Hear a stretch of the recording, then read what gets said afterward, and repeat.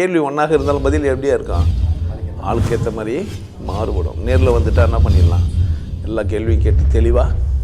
அதுக்கு தான் சத் சங்கம். என்னுடைய நோக்கம் எல்லாம் மனிதர்கள் எல்லாம் மகிழ்ச்சியாக இருக்கணும், அவ்வளோதான். நான் ஒரு ஆசிரமத்துக்கு போனேன். ஒரு ரகசியம் ஒன்று எனக்கு சொல்லி கொடுத்தாங்க. அதை வெளியே சொன்னால் செத்துருவேன்ட்டார். நீங்கள் அது ஒப்பந்தம் ஓகே தானே உங்களுக்கு, அப்படி தானே வாங்கினீங்க அதை, அப்படி சொல்லாதீங்க, அவ்வளோதான். பிரச்சனை அதில் இல்லை. நானும் கூட அப்படி தான் சொல்லுங்கிறேன். ரகசியத்தை நீ சொல்லாத, சொன்னால் பாதிக்கப்படுவேன் சொல்லு. செத்துருவெல்லாம் கிடையாது, பலவிதமான பாதிப்புகள் இருக்குது. சாவுறது ஈஸி, செத்துட்டா பிரச்சனை முடிஞ்சிடும், செத்துட்டா உங்களுக்கு வலி கிடையாது. ஆனால் அந்த மாதிரி ரகசியத்தை வெளிப்படுத்திட்டு நீங்கள் அசிங்கப்படுறதுல ரொம்ப பிரச்சனை இருக்குது. நிறைய பேர் பாதிக்கவும் செய்கிறாங்க. மாதத்தம் புணர்ச்சி, குருதன் உபதேசம் இதெல்லாம் சொல்லக்கூடாது. நீங்கள் யாரோ ஒரு பிள்ளைகிட்ட நீங்கள் சந்தோஷமாக இருந்தீங்க, அந்த பிள்ளை உங்களுக்கு வாய்ப்பு கொடுத்தாங்க, அதாவது ஒரு பெண் உங்களுக்கு வாய்ப்பு கொடுத்தாங்க, சந்தோஷமாக இருந்தீங்க, இது போய் ஊரில் சொல்லுங்களாமா? அந்த குடும்பத்தையும் கெடுக்குறீங்க, உங்களையும் கெடுக்குறீங்க. தப்பு இல்லையா அது? புரியுதா என்ன சொல்கிறேன்ட்டு? அந்த மாதிரி ஒரு குரு கிட்ட போய் நீங்கள் பார்த்தீங்கன்னா இதெல்லாம் முரண்பாடு ஒன்றும் கிடையாது. எல்லாம் நமக்கு தெரியத்தில்லைன்றதுனால சில பேர் என்ன பண்ணுறாங்க, நமக்கு ரகசியம்னு சிலர் சொல்லி கொடுக்குறாங்க. நன்மை என்ன எடுத்துக்கோங்க, இல்லைன்னா என்ன பண்ணிடலாம், அதை விட்டுடலாம், தப்பு கிடையாது. புரியுதுங்களா? இக்னோர் பண்ணிட்டு போயிடலாம். பட் வெளியே போய் சொல்கிறது தப்பு தானே. ஒரு பிள்ளை கூட போனீங்க, சந்தோஷமாக இருந்தீங்க, பிடிக்கலன்னா விட்டுருங்க, அவ்வளோதானே.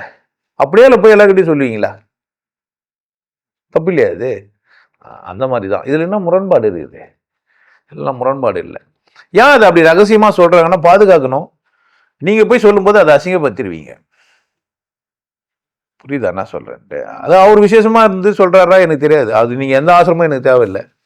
பட் ஆனால் அப்படி தான் வச்சுன்னுக்குறாங்க. காலகாலமாக அப்படி தான் கடத்தப்படுது உண்மை. எல்லாமே அப்படி தான் செஞ்சுக்கிறோம். நம்ம பிறந்தோம், அம்மா அப்பா புணர்ந்து தான் பிறந்தோம். யாருன்னா இல்லைன்னு சொல்ல முடியுமா என்ன? ஆனால் நம்ம பார்க்குறோமா என்ன அம்மா அப்பா புணர்த்தலாம்? ஏன் நீங்கள் எப்படியெல்லாம் புணர்ந்தீங்கம்மா, என்னை பெற்றுக்கிறதுக்காகன்னு சொன்னால் செஞ்சு காட்டினாங்களா என்ன? ஏன் நாமளும் புணர்ந்த பேர் கற்றுக்கணும், இப்படி தான் புணர்ந்து இருப்பாங்கன்ட்டு. அப்படி தானே? ஆனால் எப்படி தான் வச்சுங்கிறான் அதை புணர்தலை. ஏன்? அதான் அழகு, அப்படி தானே? அப்போ ஒரு சாதாரணமாக ஒரு ஆணும் பெண்ணும் சேர்ந்துக்கிற விஷயத்தையே நம்ம ரகசியமாக வச்சுக்கிறோம்னா, கடவுள் உணர்றதுக்கான ஒரு பயிற்சியே அல்லது ஒரு விஷயத்தை ரகசியமாக வைக்கிறதுல என்ன தப்பு? இதுலையா முரண்படுறீங்க? உங்களுக்கு வானா விட்டுடலாம் தானே. இப்போது புணர்றாங்கன்னா எல்லா அப்பா அம்மாவும் எப்போ பார்த்தாலும் அதே வேலையை செஞ்சுன்னு இருப்பாங்கன்னு நினைக்கிறீங்க? முடியாது தானே. அப்புறமா அது சொல்லி திரிவாங்களா என்ன? இது வரைக்கும் நாங்கள் செஞ்சோம், இப்போ செய்யலை, இப்போ முடியலன்னு சொல்லி திரிவாங்களா என்ன? அதுவும் இல்லை. எல்லோரும் புணர்றதும் சரியாக புணர்றாங்களா என்ன? எல்லா கணவன் மனைவியும் அவ்வளோ சந்தோஷமாக இருக்கிறாங்களா என்ன? வெளியெல்லாம் சொல்ல முடியுமா என்ன? முடியாது தானே. அப்புறம் இன்றைக்கி வேணால் ப்ளூ ஃபிலிம் அது இதுன்னு பார்க்கலாம், அது உண்மையா என்ன? படம் காட்டுறாங்களே, செக்ஸ் படம்லாம் பார்த்துக்கிறீங்கன்னா, வீடியோ படம் பார்க்குறீங்களா, அதெல்லாம் உண்மையா என்ன?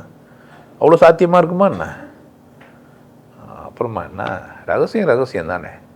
உங்களுக்கு அந்த ஆசிரமம் பிடிக்கலாம் போயிட வேண்டியது தான், அங்கேருந்து வெளியே போயிட வேண்டியது தான். இங்கே நான் சொல்கிறது கூட உங்களுக்கு பிடிக்கலாம், வெளியே போயிட வேண்டியது தான், தப்பு கிடையாது. எல்லாத்தையும் ஒத்துக்கணுன்ற அவசியம் கிடையாது. இங்கே ஒரு வாய்ப்பு இருக்குது, உங்களுக்கு கேள்வி கேட்கலாம். அங்கே உங்களுக்கு வாய்ப்புக்குதான்னு பார்த்துங்க, அது உங்களுக்கு தான் தெரியும். என்கிட்ட எந்த ரூலும் இல்லை, கறி சாப்பிடாத, பொண்டாட்டி கூட இருக்காத, இது வெள்ளை சட்டை போடு, காபி சட்டை போடு, கலர் சட்டை போடு, அப்படிலாம் நத்திங்.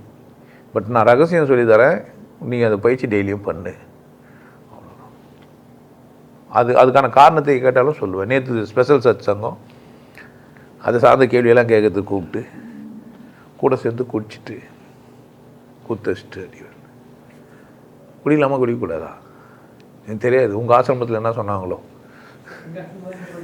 என்ன ராஜா?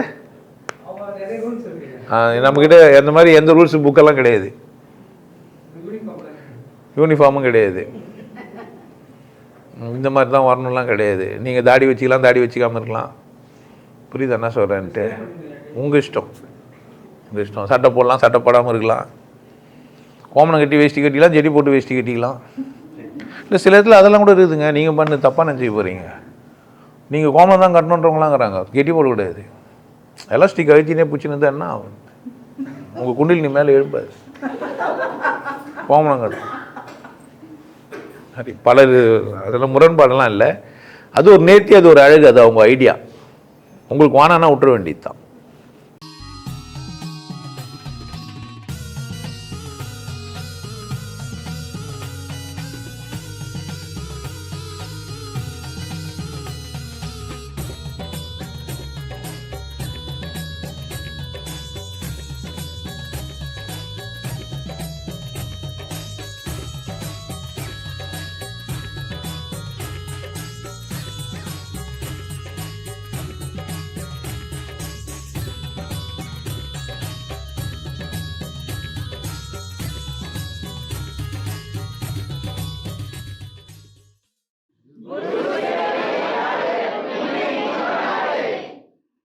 நல்லா இருங்க, சிறப்பாக இருங்க, கொண்டாட்டமாக இருங்க.